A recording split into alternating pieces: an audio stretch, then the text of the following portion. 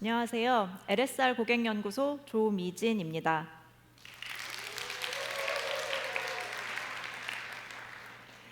유럽 쿠킹 경험 견문록 들어가면서 간단한 질문 하나 드리겠습니다.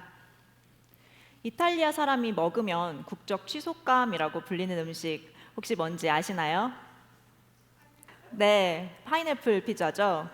도대체 파인애플 피자가 어떻다고 이런 짤까지 나오는 걸까요? 우리는 김치볶음밥에 치즈도 얹어 먹고 뚱카롱도 만들어 먹는데 말이죠. 유럽 사람들에게 음식이 어떤 의미일까 하는 궁금증과 함께 유럽 쿠킹 경험에 대해 들여다보게 되었습니다. 저희 팀은 그동안 미국, 유럽 등 다양한 지역의 주방과 그 안에서의 고객 경험을 연구해 왔습니다. 2024년에는 미국의 쿠킹 경험 연구를 진행했는데 그때 나타났던 고객들이 추구하는 주요 가치는 퀵 앤 이지였습니다. 아무래도 미국에서는 어렸을 때부터 부모님이 바빠서 간편 음식이나 냉동식품이 익숙하다는 말을 많이 들을 수 있었습니다. 그리고 올해는 유럽 쿠킹 가전 시장의 새로운 기회를 발굴하기 위해 유럽 3개국 4개 도시에 직접 방문해 연구를 진행했는데요. 오늘은 프랑스, 독일, 이탈리아, 현지에서 직접 관찰하고 발견한 유럽 쿠킹 이야기를 들려드리려고 합니다. 현지에서 3주 동안 총 20가구를 방문해 키친을 어떻게 구성하고 사용하는지, 무엇을 먹고 어떻게 요리하는지 샅샅이 물어보았습니다. 그리고 50명의 고객에게 일주일 동안 먹는 것, 요리하는 것을 모두 기록해 주세요 하는 쿠킹 미션 다이어리도 진행하였고요.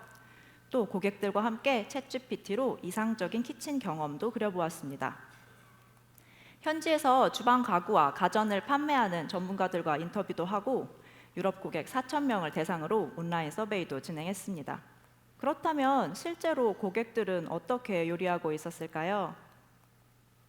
현지에서 만난 사람들은 누구보다 요리에 진심이었습니다. 이탈리아 사람들은 피자 밀대를 손에 잡고 태어난다고 하더라고요.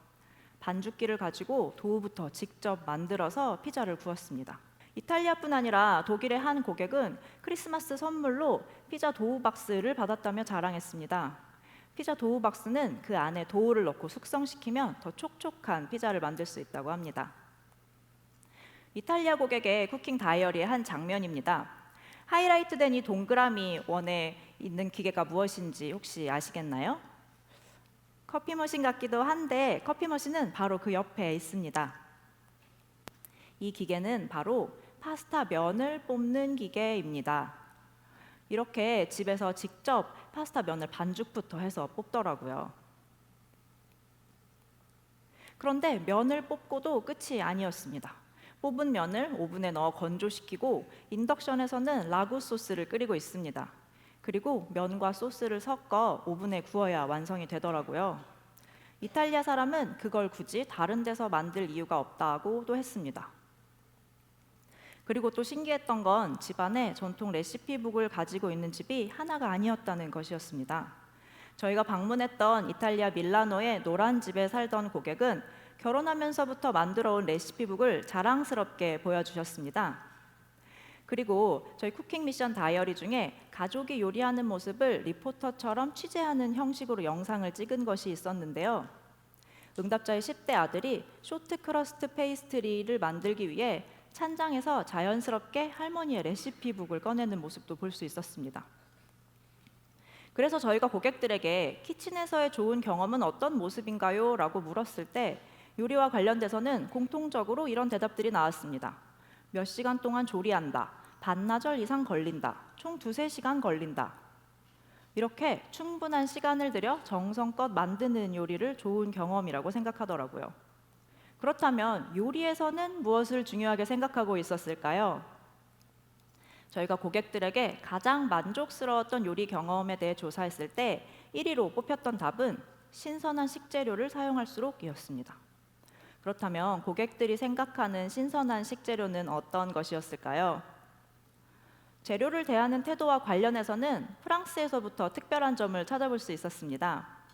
사실 저희가 LG전자에서 냉장고도 연구해야 하잖아요. 그런데 프랑스 고객들은 냉장고에 들어갔다 나온 재료를 좋아하지 않더라고요. 그들에게 신선한 식재료는 냉장고를 거치지 않은 것이었습니다. 이 사진은 저희가 방문했던 프랑스 고객의 주방의 모습 한 켠인데요. 총 16가지 종류의 야채와 과일이 이렇게 냉장고 안이 아닌 조리대 위에 잔뜩 쌓여 있었습니다. 마치 현지 마켓의 진열대의 모습 같기도 했습니다. 그리고 이 사진은 또 다른 프랑스 고객의 집 주방인데요. 이렇게 계란도 냉장고 안이 아닌 실온에 위치하는 것이 그들에게는 당연한 모습처럼 보였습니다. 그리고 혹시 햄도 신선할 수 있다는 생각을 해보셨을까요?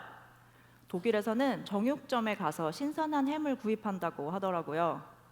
저희가 현지에서 방문했던 독일 프랑크푸르트의 클라인마크트 할레라는 시장의 정육점 사진인데요.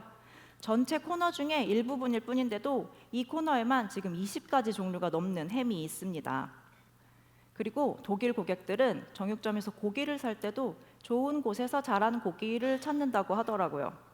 또 다른 독일 미넨에서 만난 고객은 주변에 도살장이 있어서 신선한 고기를 먹을 수 있다고도 했습니다.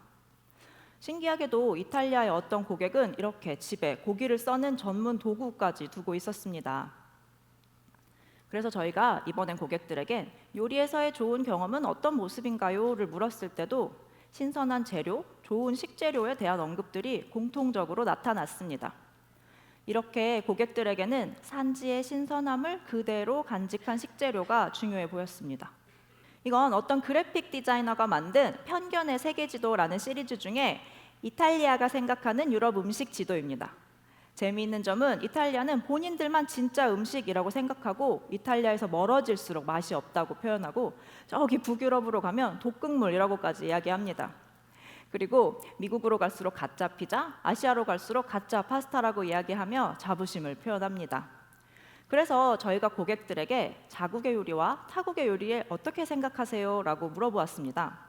그랬더니 역시나 이탈리아는 자국의 요리는 전통적이고 세계 최고다라고 하더라고요. 그런데 프랑스 요리에 대해서는 프랑스 요리도 좋지만 이탈리아 다음이죠. 그리고 독일 요리는 푸어해요 라고 평가했습니다. 같은 시리즈 중에 프랑스인이 생각하는 유럽 음식 지도입니다.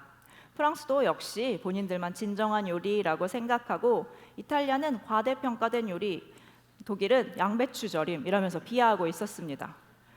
동일하게 프랑스 고객에게도 자국의 요리와 타국의 요리에 대해 어떻게 생각했는지 물어봤는데요. 프랑스도 자국의 요리는 전통과 유산으로 자부심을 느껴요 라고 표현했습니다. 하지만 이탈리아 요리에 대해서는 일상적인 음식 느낌이에요 라고 하고 독일 요리는 밋밋하고 프랑스 요리보다 풍미가 깊지 않아요 라고 대답했습니다. 그래서 저희가 고객들에게 자국의 요리는 세계적으로 우수하며 자랑스러운 유산이다 라는 문장에 대한 동의도를 물어보았는데요. 이탈리아는 95%, 프랑스는 96%의 고객이 그렇다고 대답했습니다. 독일이 83%, 영국이 76%인 것에 비하면 확실히 자부심이 느껴지는 수치입니다. 알고 보니 이탈리아에서는 나폴리 피자를 보존하기 위해 전 세계적으로 관리하는 정통 나폴리 피자 협회라는 것도 있더라고요. 반죽은 반드시 손으로, 그리고 그 두께는 2cm 이하로, 또 그 가운데는 0.3cm 이하로 만들어야 한다고 합니다. 또 토핑도 이탈리아 산지의 토마토와 치즈로만 만들어야 한다고 해요. 프랑스도 빵을 문화유산으로 지정해서 관리하고 있었습니다.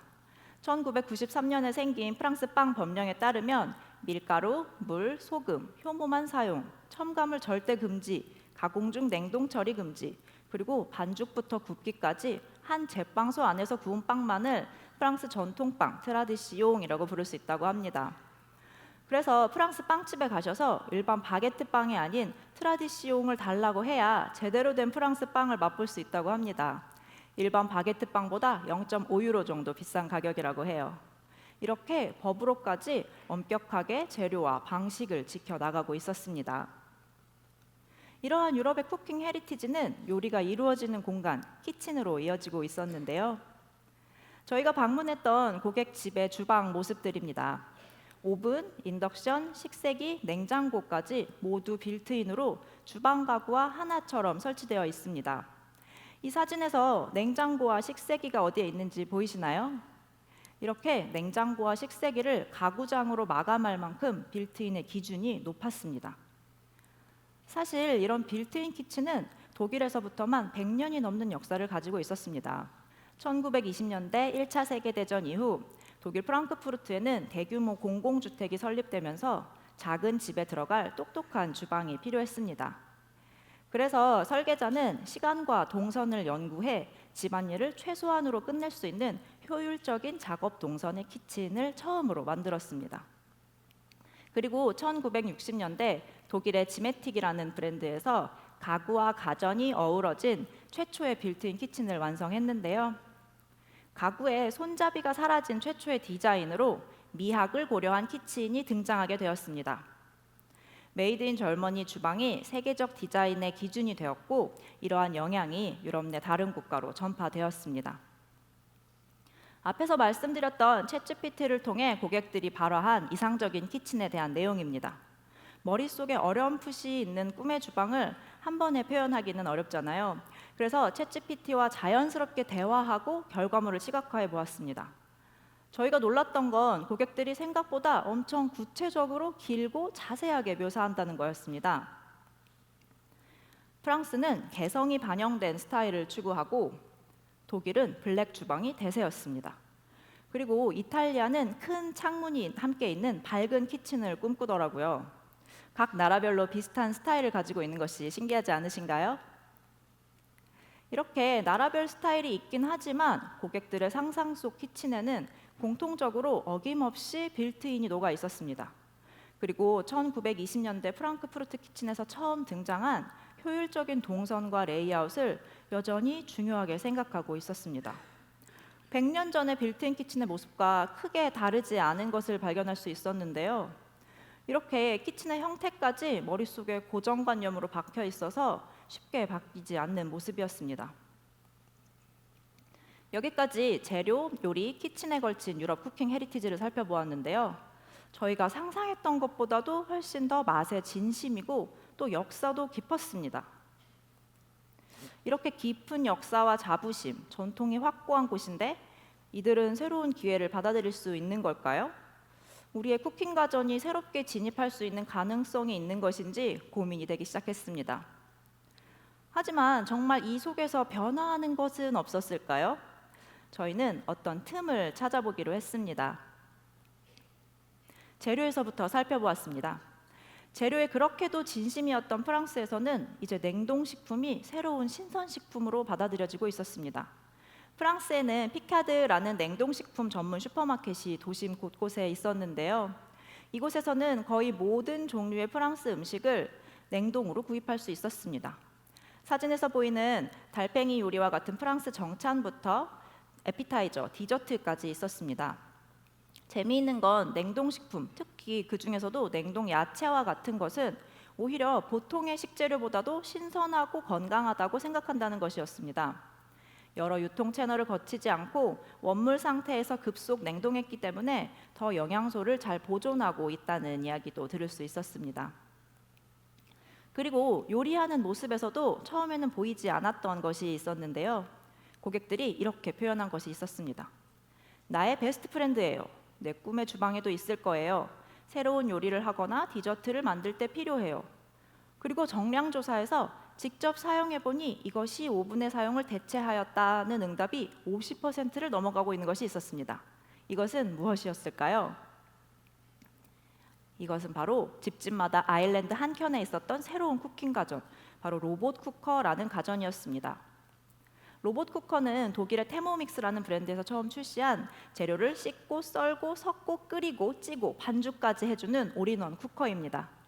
최근에는 보쉬나 샤오미 같은 브랜드에서도 다기능 요리 로봇이라는 이름으로 출시해 시장이 빠르게 성장하고 있었는데요. 이미 유럽의 키친에는 로봇이 들어와 있는 거죠. 손끝으로 정성스럽게 직접 요리하는 줄만 알았는데 이렇게 혁신도 받아들이고 있었습니다. 게다가 다양한 레시피를 쉽게 따라할 수 있는 큰 스크린과 플랫폼도 함께 지원되고 있어서 고객들의 요리 경험이 점차 진화하고 있었습니다. 그리고 아까 보여드렸던 고객의 주방 사진에서 혹시 인덕션을 기억하실까요? 후드도 더 이상 천장에 달려있는 것이 아니었습니다. 이미 유럽 키친에는 인덕션과 후드가 하나로 합쳐진 일체형을 쉽게 볼 수 있었는데요. 독일에서만 그 비중을 51%가 넘어가고 있었습니다. 후드 일체형 인덕션을 사용하는 이유는 아일랜드에서 요리할 때 다른 사람과 대화하기에 불편하지 않기 위한 기능적인 이유와 그리고 천장에 거슬리는 것 없이 미학적으로 완성되기를 원하기 때문이었습니다. 점차 천장에서 아일랜드로 빌트인 되어가고 있는 모습인 거죠. 또 앞에서 키친의 효율적인 동선에 대해서 말씀드렸는데요. 이제 사람들은 주방에서 동선을 넘어 신체에 딱 맞는 빌트인 디자인을 하고 있었습니다. 빌트인 오븐도 키에 맞춰 높여 설치하고 식세기마저도 허리 높이에 설치하고 있었습니다.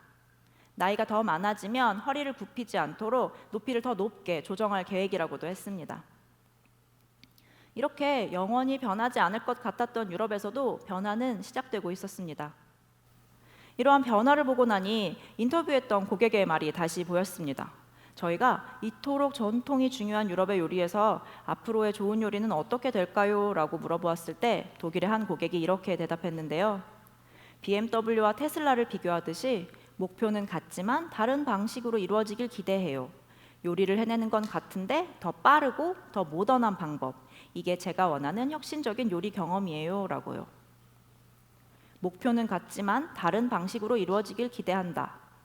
맛의 진심이라면 얼마든지 변화를 받아들였던 걸까요? 변하지 않을 것이라고 생각했던 그들의 좋은 경험에 대한 가치는 여전히 삶 속에 드러나고 있었지만 시대에 맞춰 경험하는 방식은 달라지고 있었습니다. 냉장하지 않은 식재료가 신선하다고 생각했던 유럽 사람들이 오히려 냉동된 식재료는 신선하다고 생각하고 파스타 면부터 직접 뽑아가며 정성껏 요리하던 사람들이 기술을 만나 더 풍성한 요리를 향유하고 있었습니다. 그리고 100년이 지나도 기술을 통해 더 완벽한 빌트인 키친을 만들어 나가고 있었습니다.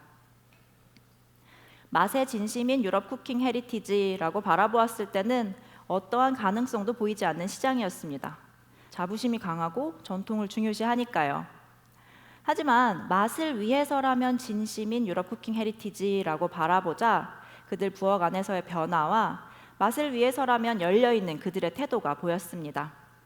맛의 진심인, 맛을 위해서라면 진심인, 별로 다르지 않은 두 가지 말인 것 같지만 어쩌면 그건 기회의 닫힘과 기회의 열림만큼 큰 시각 차이가 될 것 같습니다. 직접 가서 만나고 보고 듣고 온 덕에 작은 변화를 놓치지 않을 수 있었고 덕분에 가능성도 볼 수 있었습니다. 미국에 이어 유럽, 다음엔 어디로 가게 될지 저희의 경험 견문록을 앞으로도 계속 기대해 주시기 바랍니다. 감사합니다.